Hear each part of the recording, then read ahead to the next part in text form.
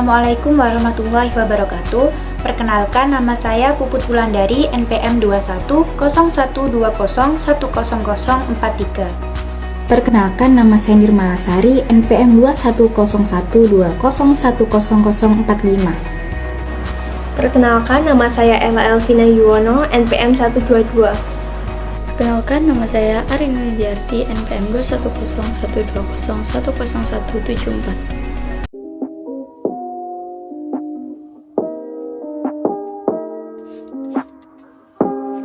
Saya akan menjelaskan mengenai pengertian interpersonal skill.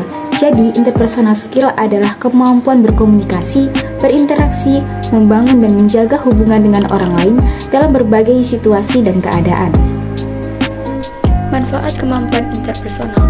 Kemampuan interpersonal memungkinkan terjaganya hubungan yang baik dengan keluarga dan teman karena kita mampu berkomunikasi dan memahami perasaan maupun ide-ide mereka. Kemampuan interpersonal dapat terwujud dalam taktik, tindakan, atau diplomasi yang kita gunakan saat berinteraksi dengan orang lain. Kemampuan interpersonal pula yang membuat kita mampu bersikap toleran, memiliki empati, dan menghargai orang lain. Bahkan, cara kita menyampaikan dan menerima kritik pun dipengaruhi oleh keterampilan interpersonal yang kita miliki. Selanjutnya, saya akan menjelaskan mengenai tips dalam penerapan interpersonal skill. Seperti yang kita ketahui, keterampilan interpersonal merupakan salah satu bagian dari soft skill, sehingga seringkali penerapannya tidak secara langsung dan cenderung tidak pasti. Berikut beberapa tips yang dapat digunakan dalam menerapkan interpersonal skill. Yang pertama yaitu memberikan senyuman terhadap orang lain. Karena senyuman dapat membawa energi serta aura yang positif, sehingga membuat orang lain yang menjadi lawan bicara akan merasa lebih nyaman. Yang kedua, memberikan apresiasi terhadap orang lain. Dalam mengapresiasi seseorang dapat dilakukan dengan berbagai cara. Salah satu contohnya yaitu mendengarkan serta menghargai orang lain yang sedang berbicara dan memberikan tanggapan yang sesuai. Yang ketiga, memberikan perhatian terhadap orang lain. Memberikan perhatian dapat dilakukan dengan cara mengamati dan juga mencermati orang lain. Hal ini dapat dilakukan ketika melihat orang lain yang sedang berada dalam situasi yang sulit. Maka berikan bantuan ataupun saran jika orang tersebut terlihat membutuhkan. Yang keempat, berkomunikasi yang baik dengan orang lain. Berkomunikasi yang baik yaitu mampu menjadi komunikator yang baik terhadap lawan bicara. Seorang pembicara yang baik dapat meningkatkan semangat lawan bicaranya dan membuatnya masuk ke dalam percakapan. Selain itu, pesan yang ingin disampaikan dapat dengan mudah dimengerti oleh lawan bicara. Yang kelima, menjadi mediator yang baik. Ketika terjadi suatu masalah ataupun konflik, mediator yang baik tidak hanya melihat dari satu sisi perspektif saja, tetapi menempatkan diri di kedua perspektif, sehingga dapat melihat dan menentukan solusi serta opsi yang tepat untuk menyelesaikan masalah tersebut. Yang keenam, mampu berempati. Contohnya, berempati kepada orang lain yang sedang mengalami masalah. Jangan mengkritik ataupun menilai orang lain negatif. Selanjutnya, yang ketujuh yaitu mampu bekerja sama dengan baik. Dalam dunia kerja, kemampuan ini sangatlah penting dibandingkan terus-menerus berkompetisi dengan rekan kerja. Lebih baik bekerja sama, menentukan ide dan gagasan yang menarik, yang nantinya dapat meningkatkan citra perusahaan. Cara meningkatkan interpersonal skill. Ada beberapa cara yang dapat dilakukan untuk meningkatkan serta mengasah kemampuan interpersonal. Yang pertama yaitu mencari cara untuk meningkatkan rasa percaya diri. Cara pertama yang dapat digunakan untuk meningkatkan keterampilan interpersonal adalah menemukan cara untuk meningkatkan rasa percaya diri. Hal ini dikarenakan rasa percaya diri akan sangat berguna dalam menyelesaikan suatu pekerjaan. Yang kedua, meminta saran atau kritik dari orang sekitar. Cara kedua yang dapat digunakan untuk meningkatkan keterampilan interpersonal adalah meminta saran maupun kritik dari orang sekitar.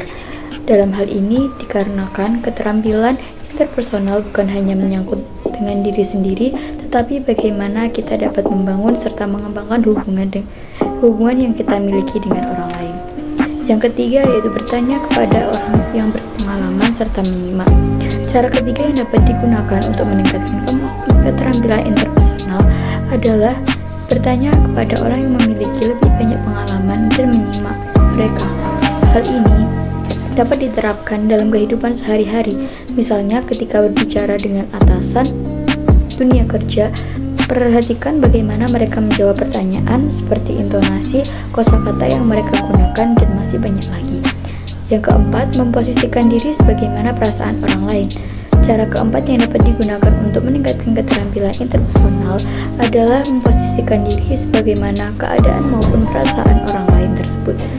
Karena kita melakukan interaksi dengan orang lain, pikirkan reaksi yang sesuai terlebih dahulu dengan cara membayangkan seperti apa rasanya menjadi orang yang sedang berada di posisi tersebut. Dengan begitu, kita bisa memahami apa perasaan yang sedang dirasakan saat itu.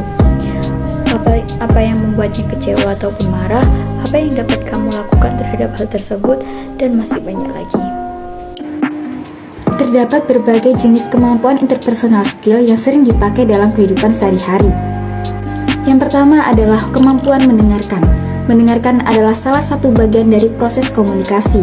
Mendengarkan adalah penerimaan suatu pesan yang dilakukan untuk mendapatkan informasi yang sesuai dengan harapan.